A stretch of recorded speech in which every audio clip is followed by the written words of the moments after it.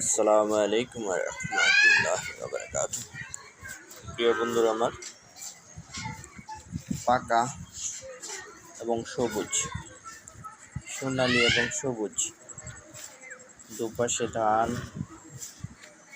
দেখেন কত চমৎকার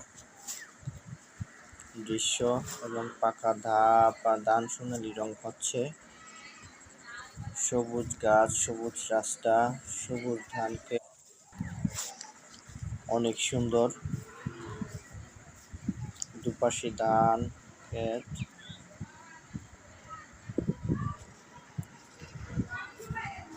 দেখেন কাঁচা পাকা ধান, সবুজ, কিছু সোনালী হচ্ছে।